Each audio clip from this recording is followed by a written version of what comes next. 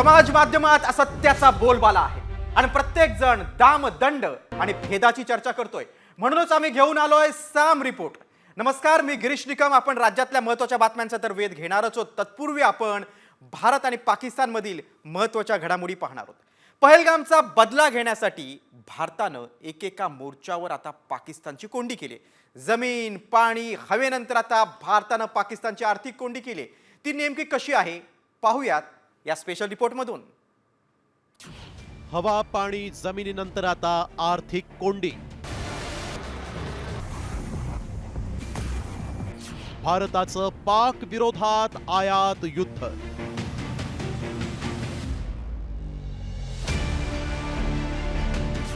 भारताचा स्ट्राईक, पाक भिकेला लागणार.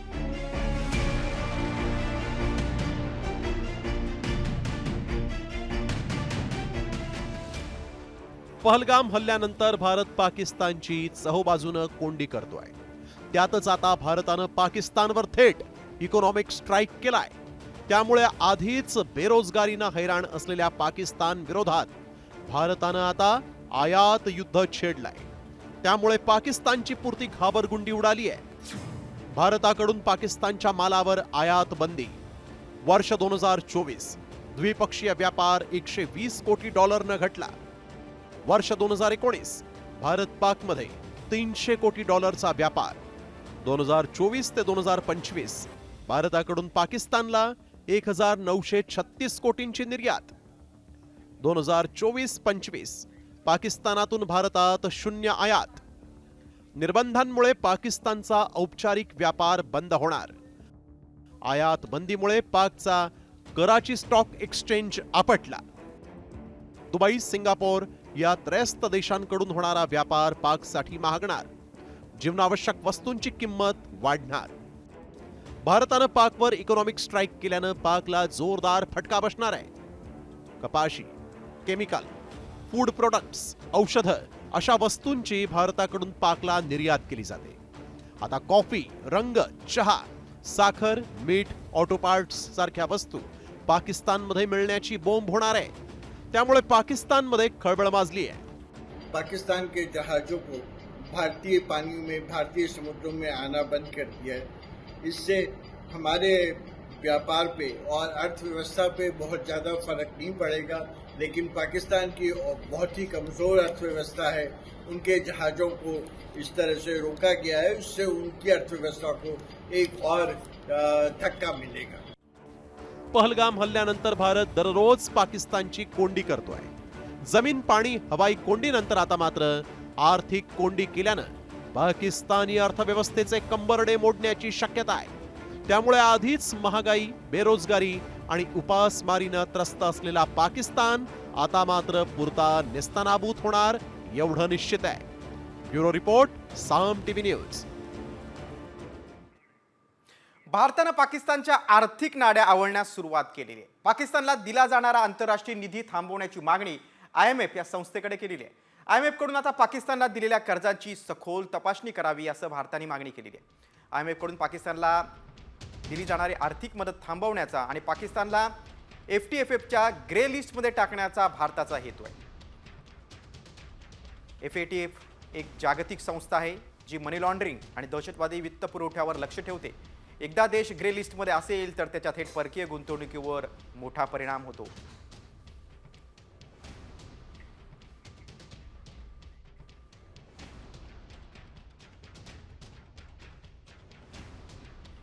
भारत सरकारनं आता पाकिस्तानची आर्थिक कोंडी करायला सुरुवात केली आहे. पाकिस्तानमधून हवाई आणि जमिनी मार्गाने येणाऱ्या सर्व प्रकारच्या टपाल आणि पार्सलची देवाणघेवाण आता स्थगित करण्याचा निर्णय घेतलाय. भारत सरकारच्या दळणवळण मंत्रालयानं हा महत्त्वाचा निर्णय घेतलेला आहे.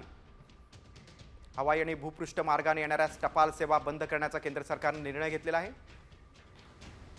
याचा परिणाम पाकिस्तानच्या आर्थिक स्थितीवर देखील होणार आहे. पुढच्या रिपोर्टकडे. भारत पाकिस्तान तणावाच्या पार्श्वभूमीवर अमेरिका भारताच्या मदतीला धावलेली आहे. अमेरिकेनं थेट पाकिस्तानची अणुकोंडी करण्याचा निर्णय घेतलाय. मात्र अमेरिका पाकिस्तानचे अणुबॉम्ब कधी जप्त करणार पाहूयात या स्पेशल रिपोर्टमध्ये. पाकची दरपोक्ती, अमेरिका भारताच्या मदतीला. भारत प्रेमी ट्रम्प पाकची अणुकोंडी करणार? पाकिस्तानच्या अणुबॉम्बवर अमेरिकेचा कब्जा? पहलगाम हल्ल्यानंतर भारत आणि पाकिस्तान मधला तणाव वाढलाय. भारत पाक युद्ध कुठल्याही क्षणी भडकण्याची शक्यता आहे. त्यातच आता पाकिस्तानी नेत्यांकडून खुलेआम अणुयुद्धाच्या वल्गना केल्या जात आहेत. ये जो गोरी, शहीन, गजनवी, ये चौकों में सजाने के लिए नहीं हमने रखे हुए, ये हमने हिंदुस्तान के लिए रखे हैं. कोई भी दुश्मन पाकिस्तान पर हमला करते वक्त 10 बार सोचेगा तो उसकी वजह यह है कि अल्लाह ताला के फजल से पाकिस्तान आज एक एटमी कुव्वत है. पाकिस्तान के पास एटम बॉम्ब है. भारत पाक युद्ध भडकल्यास बलाढ्य भारतापुढे पाकचा निभाव लागणं शक्यच नाही. त्यामुळेच पराभवाच्या भीतीनं घाबरलेला पाकिस्तान अणुबॉम्बचा वापर करू शकतो असा दावा पाकिस्तानी पत्रकारांकडून केला जातोय. त्यामुळेच पाकचा माज मोडण्यासाठी अमेरिकेचे राष्ट्राध्यक्ष डोनाल्ड ट्रम्प यांनी थेट पाकिस्तानच्या अणुबॉम्बच्या साठ्यांवर ताबा मारण्याचा सिक्रेट प्लॅन आखलाय. अणुयुद्ध भडकल्यास अमेरिका पाकचे अणुबॉम्ब सीज करणार. पाक भारतावर अणुबॉम्ब डागण्याची शक्यता वाटल्यास अमेरिका पाकचा अणुबॉम्ब साठा ताब्यात घेणार. पाकच्या अणुसाठ्यावरही दहशतवादी हल्ला झाल्यास अमेरिका अणुबॉम्ब ताब्यात घेणार. पाकची सत्ता दहशतवाद्यांच्या आकाकडे गेल्यास अमेरिका अणुबॉम्ब जप्त करणार. पाकमध्ये सत्तांतर किंवा मार्शल लॉ लागू झाल्यास अमेरिका अणुसाठे ताब्यात घेणार. खरं तर उंदरासारखा घाबरलेला पाकिस्तान कितीही अणुबॉम्ब हल्ले करण्याचे इशारे देत असला तरी पाकचं कुठलंही मिसाईल भारतीय हद्दच पार करू शकत नाही. कारण भारताकडे सध्या साध्या मिसाईल पासून ते पाकच्या अब्दाली, गझनवी, शाहीन, गौरी आणि अबाबील या अण्वस्त्र सज्ज मिसाईललाही नष्ट करण्याची डिस्ट्रॉयर यंत्रणा आहे. तर आपल्याला अणुबॉम्ब किंवा साधे जे वॉरहेड्स आहेत ते लावून त्यांच्यावर हल्ला करणं सोपं जाईल आहे. पण पाकिस्तानला कदाचित तो सुरुवातीचे 1 किंवा 2 तो मारू शकेल. आपला पठाणकोट, अमृतसर किंवा जम्मूसारखं शहर तो डिस्ट्रॉय करू शकेल. पण त्याच्यानंतर जी काही भारताची अण्वस्त्र निघतील त्याच्याने पाकिस्तान पूर्ण बेचिराख होऊन जाईल. भारताकडे बॅलिस्टिक मिसाईल डिफेन्स यंत्रणा. पृथ्वी एअर डिफेन्स पाकच्या अणुबॉम्बला नष्ट करण्यास सक्षम. Advance air defence system 5000 kilometre पर्यंत हवेतच मिसाईल नष्ट करणार. S-400 ट्रायम्फ हे पाकचा अणुबॉम्ब हवेतच नष्ट करू शकतो. आकाश आणि बराक 8 मिसाईल सिस्टीमद्वारे पाकचे मिसाईल नष्ट करण्याची क्षमता. भारत फक्त सीमेवरच अणुहल्ले रोखू शकत नाही तर अग्नी 5 ब्रह्मोस सारखे मिसाईल पाकचे अणुसाठे उडवून धमाका करू शकतात. एवढंच नाही तर अमेरिकेनं पाकचे अणुबॉम्ब ताब्यात घेण्याची योजना आखली आहे. हा भारताचा पाकिस्तानवर राजनैतिक स्ट्राईक आहे. त्यामुळे पाकाड्यांनी विषाची परीक्षा घेण्याचा प्रयत्न करू नये, अन्यथा पाक बेचिराख होणं निश्चित आहे. ब्युरो रिपोर्ट, साम टीव्ही न्यूज. आता आपण नरेंद्र मोदींच्या इशाऱ्याकडे. पंतप्रधान मोदींनी दहशतवाद्यांना पाठिंबा देणाऱ्यांना आता कडक इशारा दिलाय. आम्ही दहशतवाद्यांवर आणि त्यांना प्रोत्साहन देणाऱ्यांवर कठोर आणि निर्णायक कारवाई करण्यास वचनबद्ध आहोत असं पीएम मोदींनी म्हटलंय. दहशतवादाचे समर्थन करणाऱ्यांविरोधात कडक पावलं टाकणार असल्याचं देखील त्यांनी पुन्हा एकदा बजावलंय.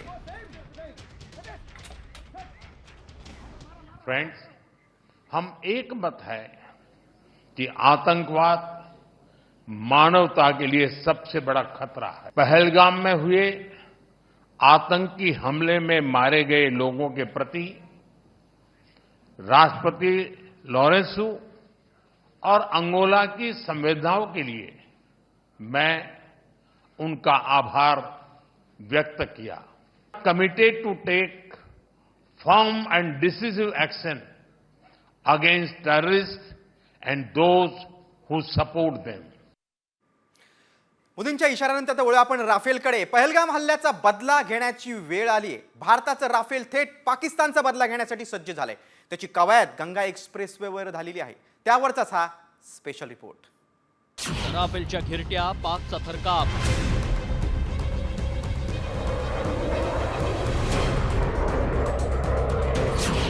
भारताचा युद्ध सराव पाकिस्तानला धडकी.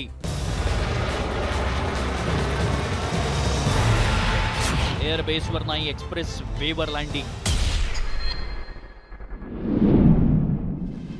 भारत पाकिस्तानमधील तणावाच्या पार्श्वभूमीवर संपूर्ण जगाचं लक्ष उत्तर प्रदेशातील शहाजहांपुराकडे लागलंय. कारण गंगा एक्सप्रेस वेवर राफेल, मिराज, सुखोई, जगवार ही लढाऊ विमानं रोरावत आहेत. त्यांच्या आवाजानंच पाकिस्तानचा थरकाप उडालाय. ही दृश्य पहा. भारतीय हवाई दलाच्या विमानांचा डे आणि नाईट लँडिंगचा युद्धाभ्यास.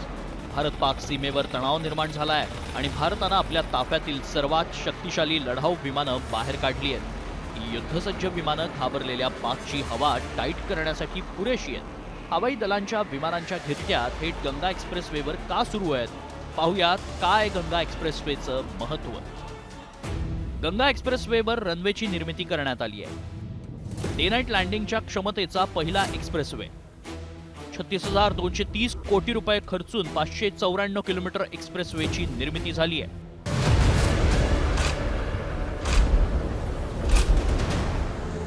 पहलगाम हल्ल्यानंतर संतापलेल्या भारतानं आता बदला घेण्याची तयारी केली आहे. एवढंच नाही तर भारताच्या हृदयावर ओरखडा ओढणाऱ्या दहशतवाद्यांना वेचून वेचून ठेचण्याचा इशारा दिलाय. हर व्यक्ति को चुन चुन कर जवाब भी मिलेगा, जवाब भी दिया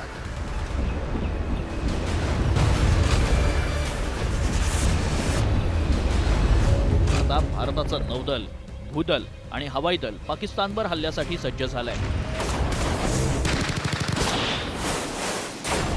मात्र भारताच्या ताफ्यात कोणती विध्वंसक शस्त्रसज्ज विमानं आहेत पाहूया. मिराज 2000 अणुबॉम्ब टाकण्याची क्षमता, 2300 किलोमीटर प्रति तास वेग, डीप डायव्हची क्षमता. जगवार फायटर जेट अत्यंत वेगानं उंचावर जाण्याची आणि जमीन आणि आकाशात एकाच वेळी अटॅक करण्याची क्षमता. सुखोई 30 MKI 3000 किलोमीटर प्रति तास वेग, ब्रह्मोस मिसाईल टाकण्याची क्षमता, जमीन आणि हवेत एकाच वेळी मारा करण्याची क्षमता. MI-17 B5 helicopter search and रेस्क्यूसाठी पॉवरफुल, वैद्यकीय मदतीसाठी वापर. MiG-29 कमी वेळेत उंच उड्डाण, रडारला चकवा देणारं विमान. भारताच्या युद्धसज्जतेनं पाकिस्तानला दिवसात चांदण्या दिसायला सुरुवात झाली आहे. त्यामुळे युद्धाची ठिणगी पडल्यास बलाढ्य भारताचं राफेल, MiG-29, जगवार, मिराज पाकिस्तानला बेचिराग केल्याशिवाय राहणार नाही.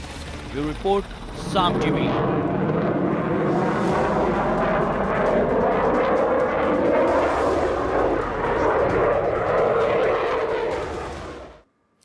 आता पुढच्या बातमीकडे. भारतानं सिंधू जल करार रद्द केल्यामुळे पाकिस्तानचा थैथयाट होतोय. माजी परराष्ट्र मंत्री बिलावल भुट्टो नंतर आता त्यांचे संरक्षण मंत्री ख्वाजा आसिफ बरळलेत. भारतानं सिंधू जल कराराचं उल्लंघन केल्यास पाकिस्तान हल्ला करेल अशी पोकळ धमकी ख्वाजा आसिफनं दिलेली आहे.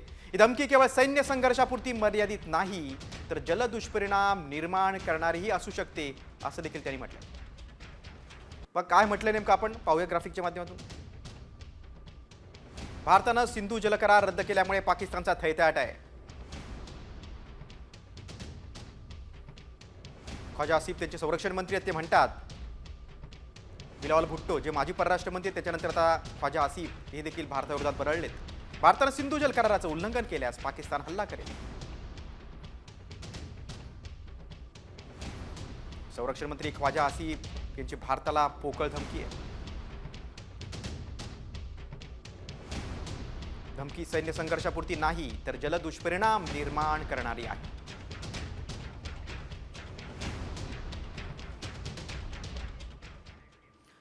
आता सीमारेषेकडनं बातमी आहे. पाकिस्तानकडून सलग 9व्या दिवशी देखील आता शस्त्रसंधीचं उल्लंघन करण्यात आलंय. काल रात्री पाकिस्तानी सैन्याकडून जम्मू काश्मीरमधील सीमेवर गोळीबार करण्यात आलाय. काश्मीरच्या कुपवाडा, उरी आणि अखनूर भागात नियंत्रण रेषेवर गोळीबार झालाय. भारतीय सैन्याकडून देखील जशास तसं प्रत्युत्तर देण्यात आलं. बघा, 1 एप्रिलला कृष्णा घाटी सेक्टरमध्ये सुरुंगस्फोट झाला, त्यानंतर गोळीबार झाला. 22 ते 23 एप्रिलला पाकिस्तानकडून नियंत्रण रेषेवर तट्टापाणी सेक्टरवर पूंछमध्ये गोळीबार झाला. कुपवाडातील लिपा सेक्टरमध्ये 24 आणि 25 एप्रिलला पाकिस्तानी सैन्याकडून गोळीबार झाला. त्यानंतर पाकिस्तानी सैन्याकडून एलओसीवर देखील विविध 34 क्षेत्रांवर गोळीबार झाला. त्यानंतर 27 एप्रिलला उत्तर काश्मीरमधील कुपवाडामध्ये लिपा सेक्टरमध्ये पाकिस्तानी सैन्याने गोळीबार केला. त्यानंतर 27 एप्रिलला कुपवाडातीलच TMG रामपूर सेक्टरमध्ये देखील लष्कराच्या चौक्यांवरून गोळीबार झाला. कुपवाडा आणि पूंछमध्ये 28 एप्रिलला एलओसी ओलांडून पाकिस्तानी लष्कराच्या चौक्यांवरून भारताच्या दिशेने गोळीबार झाला. 29 एप्रिलला कुपवाडा बारामुल्लातील नियंत्रण रेषेवर पाकिस्तानी सैन्याकडून गोळीबार झाला.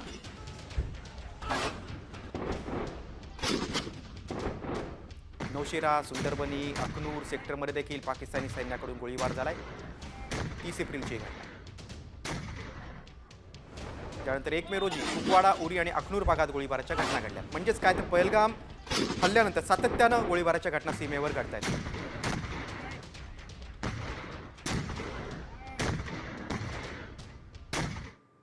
आता पुढच्या रिपोर्टकडे. भारत हल्ला करेल या भीतीनं पाकिस्तानच्या पायाखालची जमीन सरकली आहे. त्यामुळे पाकिस्ताननं नवी शाळा केलेली आहे. मदरशांचेच बंकर बनवण्यात आले. पाकिस्तानमध्ये कशी खळबळ माजलेली आहे पाहूयात या स्पेशल रिपोर्टमधून. पाकची शाळा, मदरसे झाले बंकर.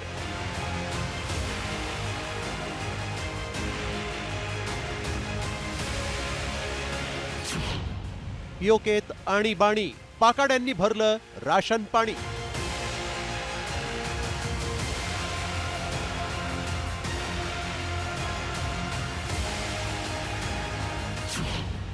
भारताची गर्जना, पाकिस्तान थरथरला.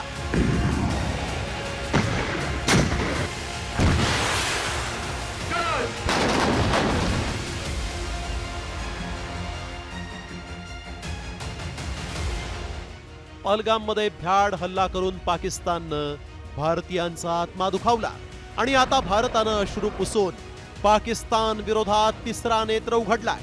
त्यामुळे पाकिस्तानची गाळण उडाली. होय, पाकिस्तानचा थरकाप उडालाय. एवढंच नाही तर लष्कर प्रमुख गायब झाल्यानं सैनिकांचं एकीकडे राजीनामा सत्र सुरू आहे, तर देशाचा प्रमुख अमेरिकेकडे युद्ध थांबवण्याच्या विनवण्या करतोय. पण भारतानं बदला घेण्याचं ठरवल्यानं आता पाकिस्ताननं पराभवाच्या भीतीनं आपल्या नागरिकांसाठी एक SOP नवे आणीबाणीच जाहीर केली आहे. पीओके मधील नागरिकांनी 2 महिन्यांचा अन्नसाठा करा.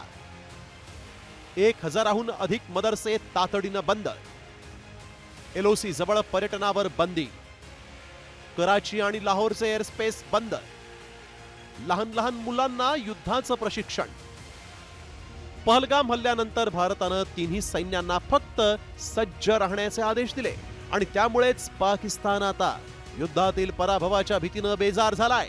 कारण आजवर झालेल्या 4ही युद्धात पाकिस्तानच्या चिंधड्या उडाल्याचा इतिहास पाकच्या या बगलबच्च्यांना माहिती आहे आणि त्यामुळेच आता इतिहास जमा होण्याची भीती पाकिस्तानला सतावतीये. दहशतवाद्यांची खरं बॉम्ब न उडवत जमीन दोस्त. सीमेवर पाकच्या 600 गोळ्यांना 1400 गोळ्यांनी भारताचं प्रत्युत्तर. वायुदलाचा राफेल, सुकोई Su-30 MKI, MiG-21 या लढाऊ विमानांचा आग्रा महामार्गावर आक्रमण सराव. INS विक्रांत आणि INS विक्रमादित्य या दोन्ही युद्धवाहू नौका सज्ज. LOC आणि LACवर विशेष तुकड्यांची तैनाती. भारताच्या सामरिक सामर्थ्यापुढे पाकिस्तानचं सामरिक सामर्थ्य फार कमी आहे. भारताकडे साधारणतः 15 लाखाचं सैन्य आहे तर पाकिस्तानकडे 6.5 लाखच सैन्य आहे आणि त्यातही फार मोठ्या प्रमाणामध्ये पाकिस्तानच्या सैन्यामध्ये राजीनामा सत्र सुरू झालेलं आहे आणि हे सैन्य त्यांना मिळत नसल्यामुळे आता पाक ऑक्युपाईड काश्मीर त्याचबरोबर पाकिस्तानमधल्या मुलांना सुद्धा या युद्धामध्ये मदत करण्यासाठी त्यांनी मदतीला घेतलेलं आहे. भारतीय सैन्यानं तयार है हम म्हणत सराव केल्यानं पाकिस्तानला धडकी भरली आहे. हवा, पाणी आणि जमिनीवर 4 मुंड्या चित करण्याचं भारतानं ठरवलंय. आंतरराष्ट्रीय पातळीवर भारतानं राजनैतिक मुत्सुद्देगिरी न पाकची कोंडी तर केलेलीच आहे, तर सिंधू करार रोखत तोंडचं पाणीही पळवलंय. त्यामुळेच पीओकेत आता युद्धाला तोंड देण्यासाठी पाकिस्ताननं SOP जाहीर करत स्वतःला वाचवण्यासाठी हातपाय मारायला सुरुवात केली. मात्र कितीही तडफड केली तरी पाकिस्तानचा पराभव निश्चित आहे. ब्युरो रिपोर्ट, साम टीव्ही मराठी. पाकिस्तानचा पराभव निश्चित आहे हे पाकिस्तानला देखील माहिती आहे. म्हणूनच पाकिस्तानची आता घाबरगुंडी उडाली. कारण पहलगाम हल्ल्यानंतर दहशतवाद्यांना ठेचा बदला घ्या, पाकिस्तानला कायमची अद्दल घडवा अशी मागणी आता देशभरातून होते. काश्मीरमध्ये दहशतवाद्यांविरोधात लष्कराच्या मोठ्या कारवाया सुरू आहेतच. मात्र दहशतवाद्यांची आका आता सीमापार पाकिस्तानात आहे. त्यांना धडा शिकवण्याची तयारी सुरू झाली आहे. भारताच्या भूमिकेनंतर आता पाकिस्तानला धडकी भरल्याचं दिसून येत आहे. या आठवड्यात जमिनीवर मारा करणाऱ्या बॅलिस्टिक क्षेपणास्त्रांची चाचणी करण्याच्या तयारीत पाकिस्तान आहे. भारताला चिथावणी देण्याचा निष्फळ प्रयत्न पाकिस्तानकडून होतोय. चीनची मिसाईल पाकिस्तानात पोहोचल्याचा दावा देखील पाकिस्तानच्या मीडियानं केला आहे. बॅलिस्टिक क्षेपणास्त्राची चाचणी करणार असल्याची सूत्रांची माहिती आहे. जमिनीवर मारा करणारा बॅलिस्टिक मिसाईल आहे. अरबी समुद्रात पाकिस्ताननं नौदलाच्या हालचाली वाढवल्या आहेत. सीमा भागात सैन्याची जमवाजमव करण्यावर भर दिला जातोय. सलग 9 दिवसांपासून नियंत्रण रेषेवर पाकिस्तानकडून गोळीबार सुरूच आहे. पहलगाम हल्ल्यानंतर भारताच्या कडक भूमिकेमुळे आता पाकिस्तानमध्ये भीतीचं वातावरण आहे. भारताचा सामना करताना पाकिस्तान आता चीन आणि आखाती देशांकडून मदत मागतोय. दरम्यान त्यांनी आपली लष्करी ताकद वाढवण्यासाठी चीनकडून आता 40 BT-4 टँकची आपत्कालीन ऑर्डर दिली आहे. भारतासोबतच्या जमिनीवरील युद्धात त्यांचे रणगाडे आता भारतीय शस्त्रांचा सामना करू शकणार नाहीत अशी पाकिस्तानला भीती वाटते. म्हणून ते इतर देशांकडे आता हात पसरत आहे. चीन पाकिस्तानला मदत करते. पाकिस्तानला आता चीनचा आधार आहे.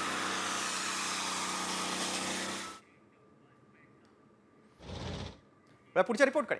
पाकिस्तानमध्ये युद्धाच्या भीतीनं सैन्यात खळबळ उडालेली आहे. सैनिक राजीनामा देत आहेत. त्यामुळे बेरोजगारीच्या शिखरावर असलेल्या पाकिस्ताननं दहशतवाद्यांची भरती सुरू केलेली आहे. पाक कोणत्या भागात दहशतवाद्यांची भरती करते पाहूयात या संदर्भातला एक स्पेशल रिपोर्ट. बेरोजगार पाकमध्ये दहशतवाद्यांची भरती. पाक दहशतवाद्यांचा अड्डा पुन्हा उघड. हाफिजचा दहशतवाद्यांच्या भरतीचा प्लॅन. पाकिस्तान जगाच्या पाठीवर हा पहिला देश असेल जिथं दहशतवाद्यांसाठी भरती निघाली आहे. होय, तुम्ही जे ऐकलंय ते अगदी खरंय. पाकिस्तानात आता बेरोजगारांना दहशतवादी बनवण्यासाठी हाफिज सईदनं मास्टर प्लॅन आखलाय. गंभीर बाब म्हणजे पाकिस्तानी लष्कराच्या मदतीनं हे सगळं होणार आहे. पाकमधील नागरिकांना दहशतवादी बनवण्यासाठी आणि भारताच्या विरोधात लढण्यासाठी हाफिज सईदचा मुलगा हा कट आखतोय अशी माहिती समोर आली. लष्कर-ए-तैयबानं सुरू केली दहशतवाद्यांची भरती. हाफिज सईदचा मुलगा तल्हा सईदची लष्कर कमांडर सोबत गुप्त बैठक. भारत-पाक तणावाचा फायदा घेत दहशतवादी भरतीचा कट. मरकजी मुस्लिम लीगची भारताच्या विरोधात पाकिस्तानी नागरिकांना चिथावणी. भारतानं पाकची पुरती कोंडी केली आहे. त्यामुळे आयातबंदी, पाणीबंदी यामुळे पाकिस्तानी नागरिक बेहाल आहेत. आणि म्हणूनच मरकजी मुस्लिम लीग आता भारताच्या विरोधात पाकमध्ये तणाव निर्माण करतोय. परंतु भारत आक्रमक झाल्यानंतर सगळेच दहशतवादी सध्या बिळात लपून बसले आहेत.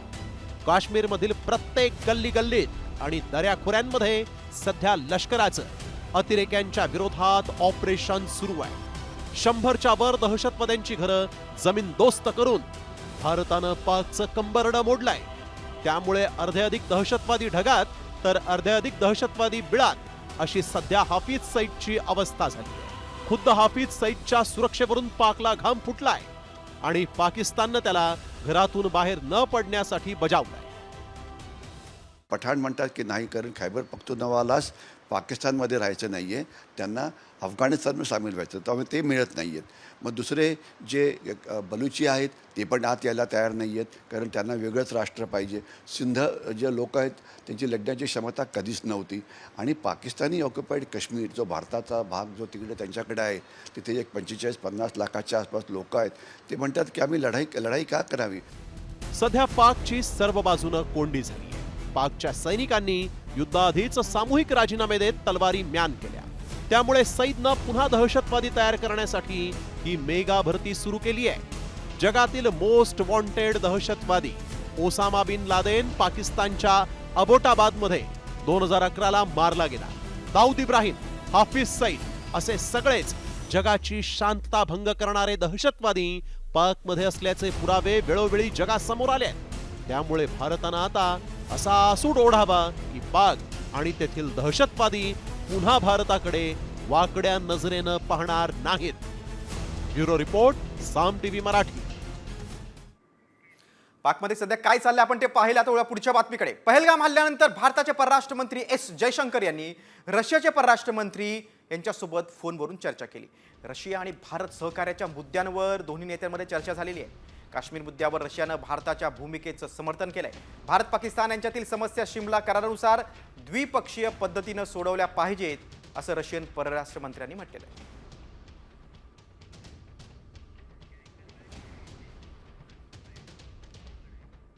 आर्थिक संकटाचा सामना करणाऱ्या पाकिस्तानमध्ये युद्धाच्या चर्चेनं सामान्य नागरिक केवळ घाबरलेच नाही तर संतापलेत देखील. लष्कर प्रमुख मुनीर आणि पंतप्रधान शहबाज खान यांच्या धमक्यांवर नाराजी व्यक्त केली जाते.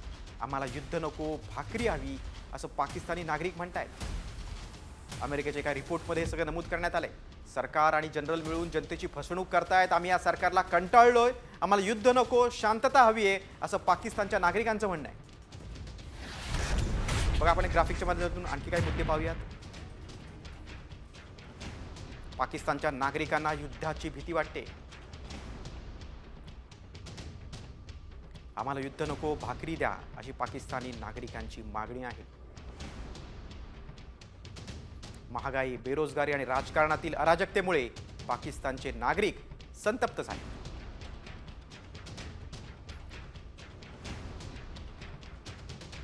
खचलेल्या अर्थव्यवस्थेमुळे युवा वर्ग पाकिस्तान सोडण्याच्या विचारात आहे. पंतप्रधान शहबाज शरीफ आणि लष्कर प्रमुख असीम मुनीर जनतेची फसवणूक करतायत असा नागरिकांचा आरोप आहे. पहलगाम हल्ल्यानंतर भारताच्या कारवाईमुळे संपूर्ण पाकिस्तान घाबरलाय. सामान्य जनतेपासून ते राजकारण्यांपर्यंत सर्वजण भीतीच्या वातावरणात जगतायत. ही भीती किती व्यापक आहे याचं एक उदाहरण आता सोशल मीडियावर समोर आलंय. जर युद्ध वाढलं तर मी इंग्लंडला जाईन असं विधान आहे इम्रान खान यांच्या PTI या पक्षाचे खासदार शेर अफजल खान यांचं. परिस्थिती सामान्य होईपर्यंत मोदींनी थोडं मागे हटावं असं तुम्हाला वाटतं का असा प्रश्न पत्रकारांना विचारला असता त्यावर उत्तर देताना अफजल खान म्हणाले की मोदी माझ्या मावशीचा मुलगा आहे का की ती माझ्या शब्दांवर माघार घेतील असं उत्तर दिलं. बतौर पाकिस्तानी अगर जंग बढ़ जाती है तो बंदूक लेकर बॉर्डर पर जाएंगे? नहीं, अगर जंग बढ़ जाती है तो मैं इंग्लैंड चला जाऊंगा. सर साहब, आप नहीं समझते कि इन हालात में मोदी साहब को थोड़ा सा बैकग्राउंड में जाना पड़ेगा या थोड़ा सा पीछे हटना पड़ेगा? इन हालात में आप नहीं समझते कि मोदी को थोड़ा सा पीछे जाना चाहिए ताकि हालात नॉर्मल हों? मोदी मेरे खाला का बेटा है जो मेरे कहने से पीछे जाएगा. आता पुढच्या महत्त्वाच्या रिपोर्टकडे. भारताविरोधातील लढाई पाकिस्तान धर्मावर नेते. मात्र भारताच्या शेजाऱ्यानं मित्रत्व जपण्याचा निर्णय घेतलाय. बांगलादेशची भारत पाकिस्तान संदर्भात नेमकी भूमिका काय आहे पाहूयात या स्पेशल रिपोर्टमधून. बांगलादेश धर्म नाही, मित्रत्व जपणार. पाक विरोधात बांगलादेश भारताच्या बाजूने. भारत बांगलादेश मैत्री घट्ट होणार. पाकिस्तानी दहशतवाद्यांनी पहलगाममध्ये बंदुकीच्या जीवावर नंगानाच केलाय. त्यामुळे बदलाच्या भावनेनं भारतानं पाकिस्तानची कोंडी केली. तर भारताकडून कारवाईच्या भीतीनं पाकिस्ताननं थेट मुस्लिम राष्ट्र समूहाकडे धाव घेतली. मात्र भारताचा शेजारी बांगलादेशनं धर्म न जपता मित्रत्व जपत पाकिस्तान विरोधात भारताला पाठिंबा असल्याचं जाहीर केलंय. बांगलादेशचे हंगामी पंतप्रधान मोहम्मद युनूस यांनी नेमकं काय म्हटलंय ते पाहूया. बांगलादेशला प्रादेशिक संघर्ष नकोय. भारत आणि बांगलादेशमध्ये मित्रत्वाचे संबंध आहेत. दहशतवाद्यांना पाठिंबा देणाऱ्यांच्या विरोधात आमची भूमिका आहे. भारताच्या विकासाला आणि स्थैर्याला बांगलादेशचा पाठिंबा आहे. खरं तर भारत आणि बांगलादेशमधील मैत्री ही काही आजची नाही. यामागे शत्रूचा शत्रू मित्र असा इतिहास आहे. 1971 मध्ये पाक पासून बांगलादेशला स्वातंत्र्य मिळवण्यात भारताची महत्त्वाची भूमिका होती. मुक्ती संग्रामाच्या वेळी भारताकडून बांगलादेशी शरणार्थींना आश्रय देण्यात आला. 1972 मध्ये भारत बांगलादेशमध्ये मैत्री, शांतता आणि सहकार्य करार झाला. सीमा सुरक्षा आणि कुंपण यासारख्या गोष्टींसाठी सहकार्याची भावना होती. भारत बांगलादेशचा सर्वात मोठा व्यापारी भागीदार आहे. 1971 मध्ये भारत पाकिस्तान युद्ध झालं. त्यावेळी पूर्व पाकिस्तान म्हणजेच त्याच्या बांगलादेशमधील बंडखोरांनी भारताला पाठिंबा दिला. तेव्हा पाकिस्तानचा तुकडा पाडून बांगलादेश स्वतंत्र करण्यासाठी भारतानं महत्त्वाची भूमिका बजावली. तेव्हापासून भारत बांगलादेशमध्ये मैत्रीपूर्ण संबंध आहे. मात्र मध्यंतरीच्या काळात शेख हसीना यांची सत्ता गेल्यानंतर बांगलादेश आणि भारतामधील संबंध बिघडण्याची शक्यता होती. मात्र पहलगाम हल्ल्यानंतर बांगलादेशनं धर्माकडे न झुकता मित्रत्व जपण्याचा निर्णय घेतलाय. खरं तर दक्षिण आशियाई देशांमधील चीन आणि पाकिस्तान बांगलादेशला भारताविरोधात चिथावणी देण्याचा प्रयत्न करतात. मात्र बांगलादेशनं भारताच्या बाजूने भूमिका घेतल्यानं पाकड्यांचे नापाक इरादे भुईसपाट झाले. ब्युरो रिपोर्ट, साम टीव्ही न्यूज. बांगलादेशची भूमिका आपण पाहिली. वळूया आता पुढच्या बातमीकडे. पाकिस्तानची माहिती आणि प्रसारण मंत्री अताउल्ला तरारचं एक्स अकाउंट भारतात ब्लॉक करण्यात आलंय. तरारचा फोटो आणि कव्हर इमेज देखील एक्स प्रोफाईल मधून हटवण्यात आलंय. पहलगाम दहशतवादी हल्ल्यानंतर भारत पाकिस्तानवर लष्करी हल्ला करू शकतो अशी धमकी तरारनं दिलेली होती. पुढच्या बातमीकडे. भारत आणि पाकिस्तान यांच्यातील तणावाच्या पार्श्वभूमीवर आता बलुचिस्तानच्या मंगोचर शहरावर बलूच बंडखोरांनी ताबा मिळवण्याची बातमी समोर आलेली आहे. बलूच बंडखोरांनी मंगोचरमधील सरकारी कार्यालय आणि इमारती ताब्यात घेतल्यात. सोशल मीडियावर एक व्हिडिओ समोर आला आहे ज्यामध्ये बलूच बंडखोर सरकारी इमारतींवर दिसत आहेत. अहवालानुसार शहरात बलूच बंडखोर आणि पाकिस्तानी लष्कर यांच्यात चकमकी झाल्यात.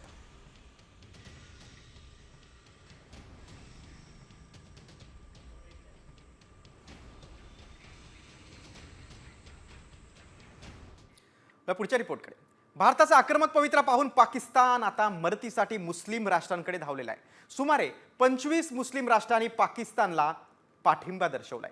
नेमकी कोणती आहेत ही राष्ट्र आणि त्याचा भारतावर नेमका काय परिणाम होऊ शकतो पाहूयात या संदर्भातला एक खास रिपोर्ट.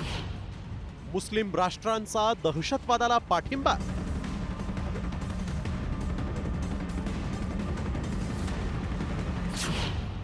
भारताच्या विरोधात 56 मुस्लिम राष्ट्र.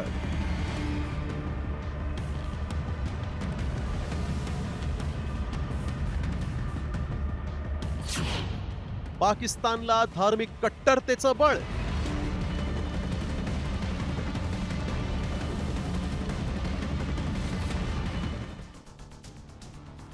पहलगाम हल्ल्यानंतर आता कुठल्याही क्षणी युद्ध भडकण्याची शक्यता आहे. त्यामुळे धडकी भरलेल्या पाकिस्ताननं आता मुस्लिम कार्ड खेळलंय. तर मुस्लिम देशांची संघटना असलेल्या ऑर्गनायझेशन ऑफ इस्लामिक कोऑपरेशनकडे पाकिस्ताननं मदतीसाठी भीक मागितली आहे. तर चीन आणि तुर्कीनंतर आता मुस्लिम देशांच्या संघटनेनं पाकिस्तानला म्हणजेच अप्रत्यक्षपणे दहशतवादाला पाठिंबा दिल्याचं समोर आलं. मात्र कोणते देश कुणाच्या सोबत आहेत पाहूया. पाकिस्तान सोबत सिरिया, इराक, अझरबैजान, तुर्की, मलेशिया हे देश आहेत. तर भारतासोबत Saudi Arabia, UAE, Qatar, Oman, Kuwait, Bahrain आणि इजिप्त हे देश आहेत. मुस्लिम देशांच्या संघटनेत वर्चस्वाचा वाद आहे. त्यामुळे तुर्की पाकच्या बाजूने उभी असली तरी सौदी अरेबिया मात्र भारताला पाठिंबा देते. त्यामुळे 57 देशांपैकी 20-25 देश भारताच्या विरोधात भूमिका घेत असले तरी अनेक देशांच्या व्यापारी नाड्या भारताच्याच हातात आहेत. त्यामुळे या ठरावाला पाठिंबा देणारे देश युद्ध सुरू झाल्यास पाकिस्तानला पाठिंबा देण्याची शक्यता कमीच असल्याचं तज्ज्ञांनी सांगितलंय. तुर्कीसारखा एक मुस्लिम देश जर सोडला तर बाकी कुठल्याही मुस्लिम देशांनी उघड पाकिस्तानला पाठिंबा दिला नाही. मुळातच सेंटिमेंटच्या पॉइंट ऑफ व्ह्यूने निर्णय हा OIC सारखा समूह त्या ठिकाणी घेणार नाही, पण क्षेत्रीय शांतता डिस्टर्ब होऊ नये म्हणून डिप्लोमसीच्या माध्यमातून, डायलॉगच्या माध्यमातून, चर्चेच्या माध्यमातून भारत आणि पाकिस्तान यांनी प्रश्न सोडवावा अशा प्रकारे जे आहे मिडल ग्राउंड घेण्याचा प्रयत्न OIC ने केलेला आहे. पहलगाममध्ये दहशतवाद्यांनी धर्म विचारून बंदुकीच्या जीवावर नंगा नाच केला. त्याचा निषेध करणं सोडून मुस्लिम देश दहशतवादाला पाठिंबा देणाऱ्या या पाकिस्तानच्या पाठीशी उभे राहत असतील तर भारतानंही तेल आयातीपासून ते व्यापारी निर्बंध टाकून या देशांचा माज मोडायलाच हवा.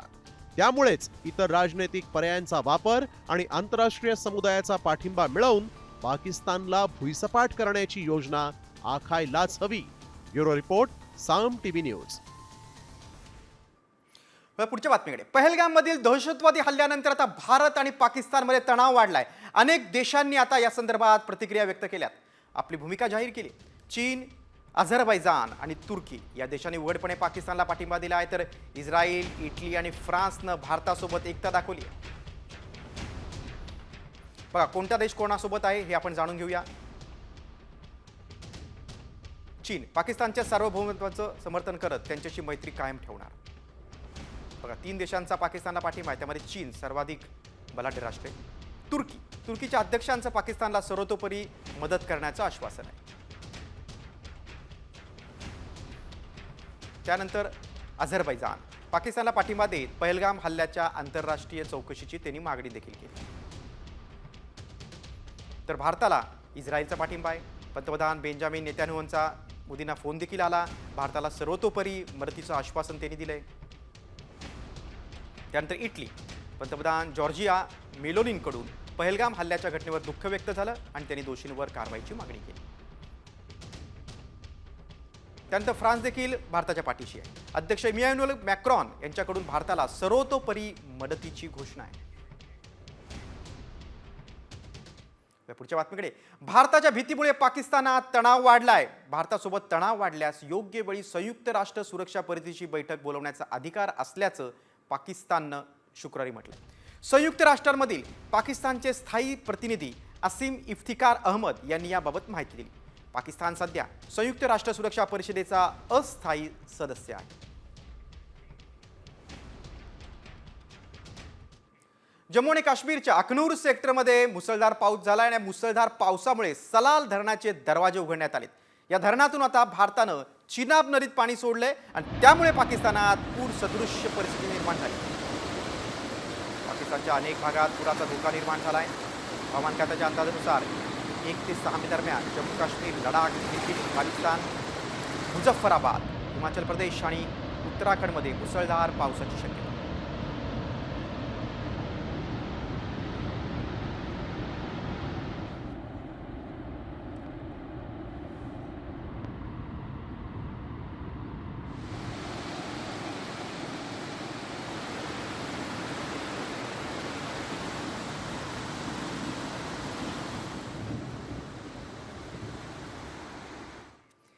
पुढचा रिपोर्ट पाकिस्तानमधूनच आहे.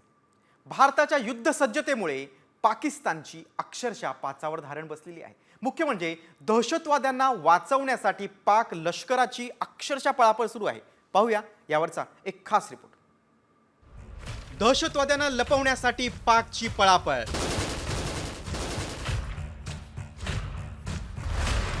सैन्याच्या बंकरमध्ये लपले अतिरेकी. भारताच्या युद्ध सज्जतेमुळे पाक धास्तावला.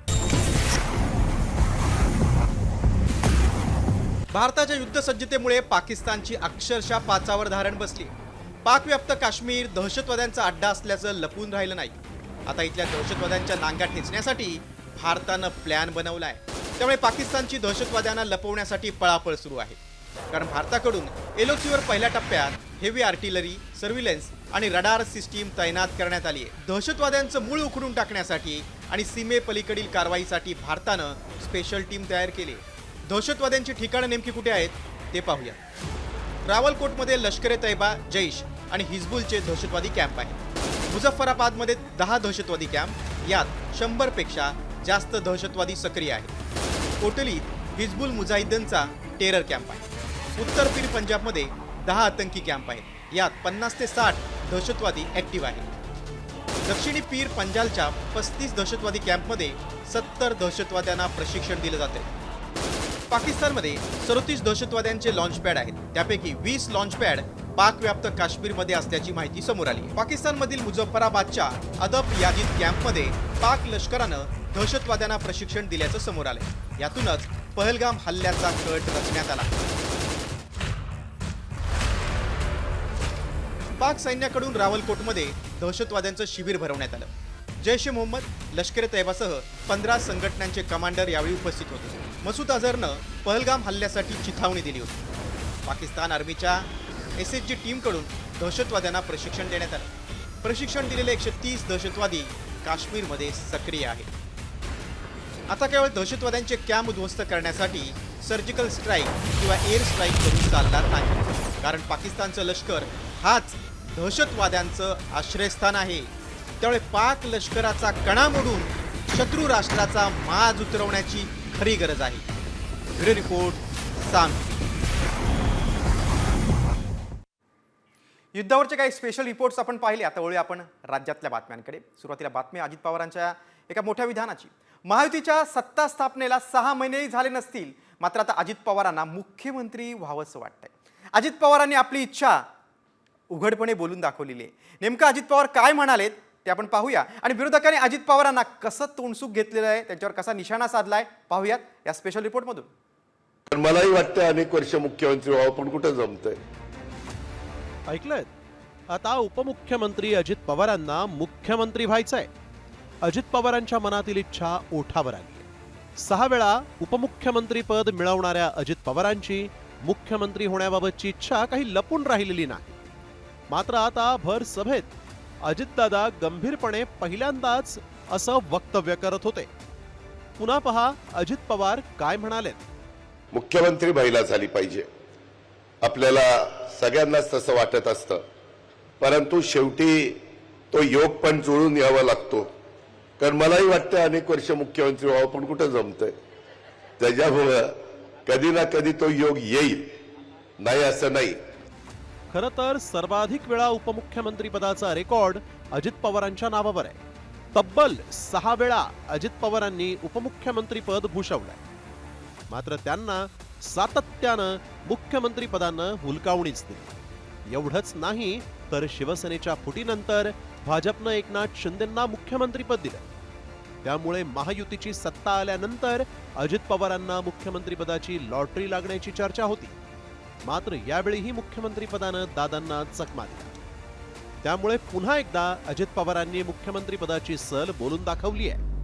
तर त्यावरून संजय राऊतांनी अजित पवारांना खोचक सल्ला दिला. तर जयंत पाटलांनी मात्र अजित पवारांना मुख्यमंत्री होण्याआधीच शुभेच्छा दिल्या. आता योग कसा येणार, अजित पवार सुद्धा भारतीय जनता पक्षाबरोबर राहून मुख्यमंत्री होणार नाही.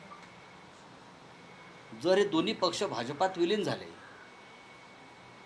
तर ते भारतीय जनता पक्षाचे म्हणून मुख्यमंत्री कदाचित भविष्यात होतील. त्यांना त्यासाठी भाजपात विलीन व्हावं लागेल, हे माझं आकलन आहे. ज्याला महाराष्ट्राचं मुख्यमंत्री होण्याची इच्छा आहे त्याला शुभेच्छा द्यायला काय. शेवटी राजकारण हे खुल्या मनानं करायचं असतं. देवेंद्र फडणवीस, एकनाथ शिंदे आणि अजितदादा हे तिन्ही पक्षाचे प्रमुख आहेत. त्या तिघातल्या याच्यात संधी त्यांना मिळाली तर त्याचा आनंद आमच्यावर त्यांनी अनेक वर्ष काम केले म्हणून आम्हाला होणारच. महायुतीचं सरकार आल्यानंतर देवेंद्र फडणवीसांना मुख्यमंत्रीपद मिळालं. सध्या महायुतीत सगळं काही आलबेल नसल्याची ही चर्चा आहे. त्या पार्श्वभूमीवर अजित पवारांनी मनातली सल बोलून दाखवली. त्यामुळे शिंदे फडणवीसांनंतर मुख्यमंत्रीपदासाठी अजित पवारांचा नंबर लागणार की कायम उपमुख्यमंत्रीपदाचा एक नवा रेकॉर्ड रचला जाणार, याकडेही लक्ष लागलंय. ब्युरो रिपोर्ट, साम टीव्ही न्यूज. अजित पवारांच्या या महत्त्वाच्या विधानानंतर पुढची राजकीय बातमी आता रायगडमधून. रायगडच्या पालकमंत्री पदाचा तिढा सुटलाय का, अशी चर्चा आता सुरू झाली. कारण अजित पवार आणि सुनील तटकरेंच्या हस्ते शिंदे सेनेचे मंत्री भरत गोगावलेंचा सत्कार करण्यात आलेला आहे. पालकमंत्री पदाचा तिढा सुटणार असं भरत गोगावलेंनी विश्वास देखील व्यक्त केलाय. गोगावलेंची राष्ट्रवादीच्या कार्यक्रमाला हजेरी होती, त्यामुळे अनेकांना आश्चर्य वाटलेलं आहे. गोगावलेंना रायगडचं पालकमंत्रीपद हवंय आणि त्यावरून राष्ट्रवादी आणि शिंदे सेनेत गेल्या अनेक महिन्यांपासून वाद सुरू आहे. शेवटचा एक महत्त्वाचा प्रश्न, पालकमंत्रीपद नेमकं काय होणार आहे नेमकं, कारण बरेच दिवस झाले तो काय आता इथनं येऊन गेलोय, त्याच्यामुळे काय नाही काहीतरी चमत्कार घडत. रायगडनं आता पुढची बातमी आहे नागपूरमधून. नागपूर जिल्ह्यातील सर्व पेट्रोल पंपावर आता शनिवारी 10 मे पासून कोणत्याही प्रकारचं डिजिटल पेमेंट स्वीकारलं जाणार नाही. विदर्भ पेट्रोल संघटनेनं हा मोठा निर्णय घेतलाय. सायबर फसवणुकीच्या वाढत्या घटनांमुळे पेट्रोल पंप धारकांच्या बँक खात्यातील रक्कम गोठवली जात असल्यानं हा निर्णय घेण्यात आलाय. देशभरात डिजिटल व्यवहार मोठ्या प्रमाणात वाढलेत, याचाच गैरफायदा सायबर गुन्हेगार घेत आहेत. काही बनावट व्यवहारांमुळे पेट्रोल पंप चालकांच्या खात्यातील लाखो रुपयांची रक्कम बँकांनी गोठवली आहे. आणि त्यामुळेच नागपूर पेट्रोल पंप संघटनेनं हा महत्त्वाचा निर्णय घेतला की डिजिटल पेमेंट बंद. 10 मे पासून डिजिटल पेमेंट स्वीकारणार नाही असं संघटनेने म्हटलेलं आहे. त्यामुळे आता सायबर फसवणुकीचा पेट्रोल पंप चालकांना फटका बसलेला आहे. त्यामुळे आता रोखीने व्यवहार करावे लागणार आहेत. नागरिकांची प्रतिक्रिया काय उमटते ते बघणं देखील तितकंच महत्त्वाचं आहे. आपण अधिक माहिती घेऊ. आमचे नागपूरचे प्रतिनिधी पराग ढोबळे फोनद्वारे जोडले गेलेले आहेत. पराग, हा खूप मोठा निर्णय आहे, नागरिकांचं मत देखील यामध्ये घेतलं पाहिजे होतं. नक्कीच तसं मत घ्यायला पाहिजे होतं, मात्र पेट्रोल असोसिएशनला जे काही त्रास होतो आहे पेमेंटमध्ये, त्यांचे अनेक खाते जे आहे ते गोठवण्यात आले आहे. त्यामुळे हा कठोर निर्णय त्यांना घ्यावा लागला. अशा पद्धतीची जी बाजू आहे ती पेट्रोल पंप असोसिएशनच्या वतीने मांडण्यात आली आहे. त्यामुळे 10 मे पासून खरं तर हा जो आहे अंमलबजावणीत येणार आहे. त्यामुळे तोपर्यंत सरकार त्यात काही तडजोड करतात किंवा प्रशासन त्यामध्ये काही तडजोड करतात का हे पाहावं लागणार आहे. कारण की विदर्भ असोसिएशन घेतलेला निर्णय हा सुरुवातीला जरी नागपूर जिल्ह्याचा असला तरी याचा कुठेतरी विदर्भावर परिणाम पडू शकतो किंवा एका शहराच्या नंतर आणखी शहरं त्याला जोडू शकतात, आणखी ठिकाणी अशा पद्धतीच्या घटना घडू शकतात की अशा पद्धतीने नक्कीच पराग. आणि 10 मेच्या आत काही या निर्णयावर काय तोडगा निघतोय का, मध्यम मार्ग निघतोय का ते बघणं खूप महत्त्वाचं आहे. तुम्ही सविस्तर माहिती दिली त्याबद्दल धन्यवाद.